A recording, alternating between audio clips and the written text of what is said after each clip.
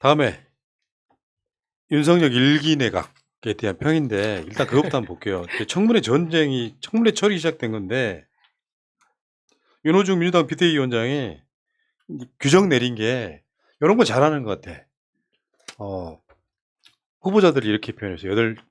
장관들 후보자들한테 민생 경제 정책을 사사건건 발목 잡던 추경호 기재부 장관 후보자, 제주도민 무시하고 환경 파괴 앞장선 원희룡 국토부 장관 후보자, 성폭력 피해자 보호 안중에도 없는 김현숙 여가부 장관 후보자, 기자 시절 윤비어천과 수단내던 박보균 문체부 장관 후보자, 청년에게 출산 기피 부담금 물리자는 이창양 산자부 장관 후보자, 당선인 40년 친구 말곤 검증된 게 없는 정호영 복지부 장관 후보자, TK 군부 인맥인 이종섭 국방부 장관 후보자. 다 하나같이 하자예요. 저는요 되게 웃겼던 게 암 치료를 위하여 결혼하라든가 그런 분. 네. 이따가 따로 다룰게요. 그 부분은 너무 이상하죠. 굉장히 좀 엄중한 거라서 따로 다루겠습니다. 진짜. 그 중에서 저는 가장 핵심은 론스타 삼총사인데요. 네. 론스타 사건의 삼총사가 누구냐면 한덕수, 김현장, 고문. 왜냐하면 김현장이 론스타를 변론을 했기 때문에. 네. 다음에 추경호 재경부 담당 과장. 이 이야기는 이제 바로 할게요. 다음에 이 사건을 또 수사했던 사람이 윤석열이야. 그러면은 이게 론스타로 세 사람이 묶여 있단 말이에요. 한덕수, 추경호, 윤석열이. 근데 최근에 그 어마이뉴스의 단독을 보면은 추경호가 론스타 연루된 문서가 확인됐어요. 네. 짜고 친 예외 승인. 그게 뭐냐면은 사실상 당시 재경부에서 이 론스타가 그러니까 외환은행이 부실이 아니다. 네. 라고 결론을 내렸는데도 불구하고 재경부의 추경호 이런 사람들이 예외로 이건 부실을 만들어서 론스타한테 팔았어야 되는 상황을 만든 거예요. 네. 저 추경호가. 이게 영화에 나왔잖아요. 네. 영화까지 그러니까 나오고. 누군가는 외환은행을 팔았어야 되는 거예요. 네. 그래서 결국 그 당시 정부가 나섰고 추경호 같은 자들이 요거를 예외로 인정해가지고 짜고 친 예외 승인. 또 화가 나는 게 처음에 보면 금감원이라든지 재경부 금융정책국 이런 데서 반대를 명확하게 했는데도 또 여차저차 해가지고 자기들끼리 그 뭐 명분 만들고 해가지고 애초에 그 비율도 바꿔버리잖아요. 네. 그러니까 그런 식으로 이런 짓을 저질렀던 사람이 지금 만약에 다시 이 윤석열 정부 들어와서 등용이 된다면 이 법과 원칙에 대해서 아예 허물어지는 거잖아요. 이런 역사를 바로잡고 이런 사람들은 다시는 등용되는 게 문제가 아니라 처벌받아야 되는 사람들인데 어떻게 공정상식 정의를 외쳐놓고 이런 사람들 초대 그 장관 후보자나 총리로 데려오는지 전 납득할 수가 없습니다. 그리고 이상한 게 있어요. 검증을 하나도 안 하는 것 같아. 사전 검증. 뭐 무슨 검증을 했겠어요. 네, 그냥 한 게 아닌가 이런 생각이 들어요. 안 그래요? 역대 정부가 다 검증했어요. 윤석열은 검증할 것 같지는 않고요.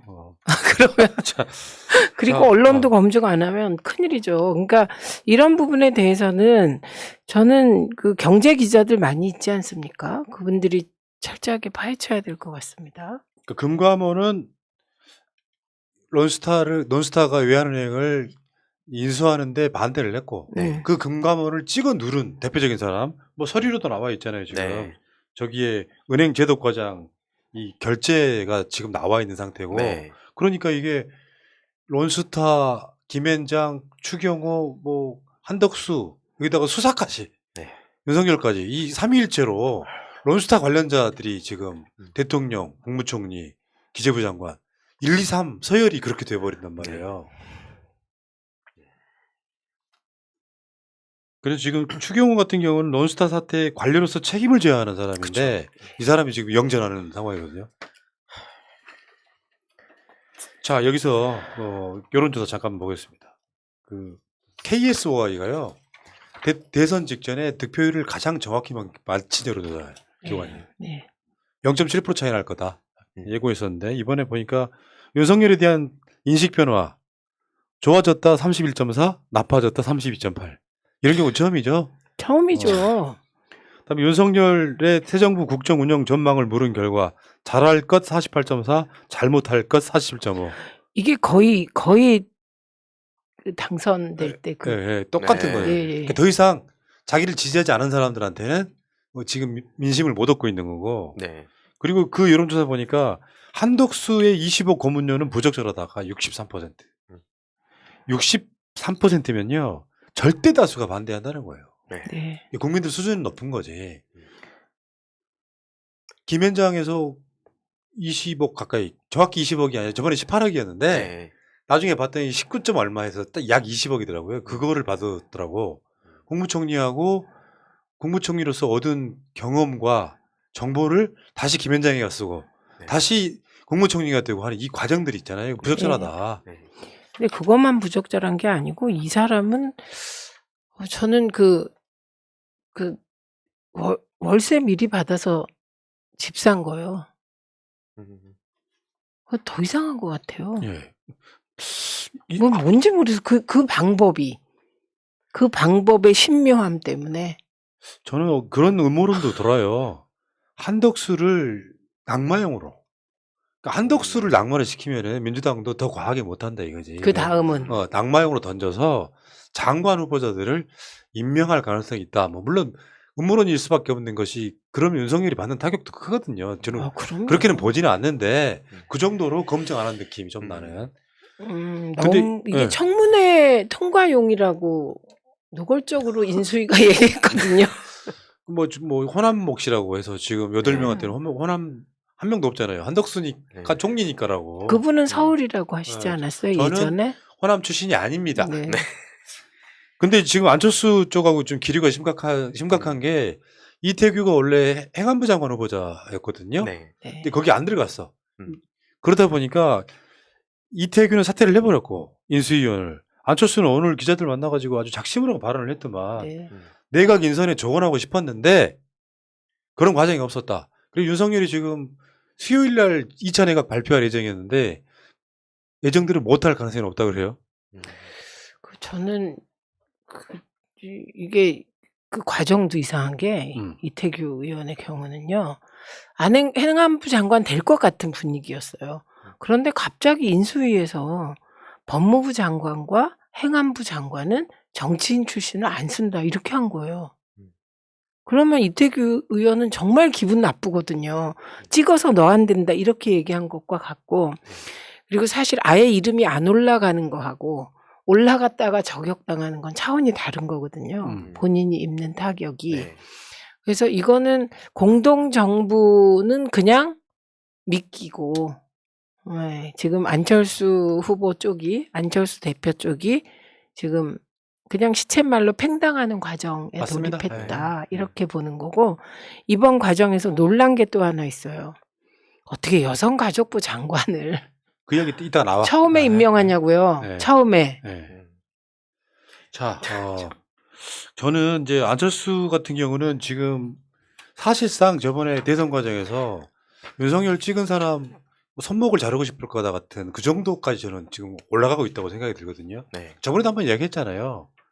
인수위에 안철수가 경고를 해.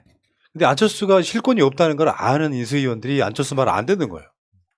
안철수 청태도 메고 막 문재인 정부 방역부터 공격도 했는데 결국에는 그냥 소위 말하는 허수아비 인수위원장이 되다 보니까 작심하고 발언하는 건 그런 경우거든요. 웬만하면 그런 자리에 있는 사람은 내부적인 이야기 안 하는데 장관 인선에 대해서 조언하고 싶었지만 그런 과정 없었다라고 말하는 거는 엄청 불났다는 거예요. 빡쳤다는 뜻이지. 이 불협화음이 어떻게 될 거냐. 자, 안철수 씨는 내가 봤을 때 본인이 단일화한 것을 손목을 자르고 싶을 거다. 전 지금 벌써 그렇게 봐요. 맞습니다. 자, 근데 여기서 여러분들이 국무총리보다도 더 사실상 실세가 전 추경호 기재부 장관 후보자라고 생각이 드는데 이 기재부 장관 후보자가 최근 밝힌 3원칙 이거 보고 전 절망했습니다. 시대라고 하는 것은요. 시대 정신이 필요한 거고. 근데 지금 뭘 주장을 했냐면 윤석열 정부에서는 민간 주도, 그 다음에 시장 논리, 다음에 작은 정부거든요. 요건 이 시대에 안 맞아요. 전혀 안 맞죠. 이건 레이건 시대 얘기예요. 80년대. 민간 주도, 그러니까 쉽게 표현해서 그냥 민간 기업들이 다 해먹어라. 정부는 개입하지 않겠다. 저쪽은 규제 혁신이 그런 규제를 없애겠다는 건데 필요한 규제는 해야 되거든요. 그렇죠. 독과점 같은 거 다 못하게 막아야 되는 거고. 이게 2022년만 빼고 보면 딱 MB 때 얘기예요. 그러니까 완전 역진이잖아요. 맞습니다. 다음에 시장 논리도 마찬가지거든요. 양극화가 계속 일어나는 이유가 시장 논리 맡기니까 그러는 거예요. 달리 말하면 빈익빈 부익부거든. 그럼 정부가 적절하게 개입을 하고 세금도 적당히 걷고 해야 되는데 시장 논리에 맡기겠다. 네. 그러면 기업들 다 해먹으라는 소리거든요. 자, 두 번째 이거 작은 정부. 이거는 정말 생각 없는 거예요. 네. 작은 정부 하고 싶지. 근데 정부가 우리가 한번 방송으로 여러 번 이런 주에 인터뷰도 한 적이 있는데 대한민국은요 부자 나라의 가난한 정부예요. 아직까지도. 돈은 세계 10위권 정도 되는 만큼 버는데 정부 예산이 실제 한 600조 정도 쓰잖아요 지금. 네. 실제로는 800조까지 가야 정상이에요. OECD 평균으로 보면. 그러니까 돈이 부족할 수밖에 없잖아요. 근데 더 작은 정부? 결국에는 기업들 해먹기 좋게 관료들은 그냥 규제나 좀 없애주고 관료들은 그냥 놀겠다는 의미에 더 다름 아니다. 저는 그렇게 보는 거예요. 그러니까 지금 상황은 대한민국이 다음 경제 패러다임으로 넘어가려면 특정 진영에 대해서 예를 들면 디지털 뉴딜, 4차 산업혁명에 대해 대대적인 투자가 필요한 거예요. 근데 이제 관료형이 경제사령탑을 맡게 되면 어떤 일이 발생하냐면 아끼는 거예요. 줄이는 거예요. 그러니까 이게 경쟁에서 뒤처질 우려가 큰 거죠. 그러니까 사실 이따가 뭐 김현숙 씨에 대해서 얘기를 할 때 더 자세히 나오겠지만 사실상 이거 청년들 완전히 그냥 버리는 거나 마찬가지라 생각이 드는 게 뭐 30대 장관도 얘기했었다가 전혀 그냥 콧배기도 안 비치고 있고 능력주의 그렇게 얘기했는데 사실상 능력주의가 아니라 다 자기 주변 사람들이거나 완전 구시대적인 발상 갖고 있는 사람들 데리고 오고 심지어 그러니까 결국엔 이거 보면서 이따가 뭐 좀 더 자세히 말씀드리겠지만 지금 윤석열을 지지하던 청년들조차 벌써부터 지금 막 편이 갈려가지고 싸우고 있습니다. 자, 기대치가 하나도 없는 거지. 보수 정권이 탄생했는데 뭔가 이런 경제 정책을 진보 정권처럼 하겠다 그러면 기대가 좀 생기거든요. 그냥 이건 제가 딱 보고 이명박근혜 때로 그냥 돌아가는 거구나. 참 내가 요 대목에서 푸나님이 했던 말 있잖아요. 예. 국민의힘이 문재인 정부가 재난지원금을 10만 원 준다 그러면 50만 원 주라고 해야 된다. 이런 얘기 했잖아요. 그 얘기를 남양주의 어르신이 딱 하더라고. 그 똑같은 얘기를. 그래서 그러니까요. 속으로 내가 이분이 새날을 들었을까? 이게 요거는 그런 거죠. 그러니까 그런 것을 분별력 없이 윤석열을 찍으신 저소득층 뭐 이런 분들은 제가 봤을 때는 정보 부족이라고 생각이 들지만 어쨌건 저는 제가 봤을 때 이런 방식으로 정부를 끌겠다고 하면 어떤 기대치도 안 생겨요. 네. 평생 윤석열이 하는 거에 대해서 임기 끝날 때까지 잘한다 소리 저는 할 수가 없는 상태인 거라고 보는 거죠. 이미 지금 네. 이게 문재인 정부 초에 이런 청와대 옮긴다고 이렇게 막 무리하게 난리치고 이런 인선했으면 지지율 10%로 떨어졌습니다. 그러니까요. 언론이. 예, 지금 제가 굉장히 걱정되는 게 이런 인선을 내놓은 것도 저는 조중동과 종편 믿고 이런다고 생각합니다. 맞습니다. 네. 실제로 네. 민원연이 그래서 되게 유의미한 그러니까 팩트에 입각한 그런 자료들을 계속 공개를 하는데 그 언론에 대해서 뭐 어디다가 얘기할 때 확실한 근거를 얘기하고 싶다 그러면 민원연 한번 쭉 그 나오는 자료들 보시면 좋을 것 같아요. 부동산에 대해서 똑같은 걸 어떤 식으로 뒤집어서 보도하는지 아예 근거 자료들 다 박제가 돼 있습니다. 맞습니다. 저도 봤어요. 똑같은 사안에 대해서 네. 뭐 집값이 막 오른다고 막 비판하다가 나중에는 집값이 오르고 있다고 자랑하고 봄바람이라 그러고. 이런 씨. 자, 알겠습니다. 그 언론 개혁도 지금 민주당이 당론으로 채택을 했기 때문에 네. 자, 이 얘기는 여기까지 하시고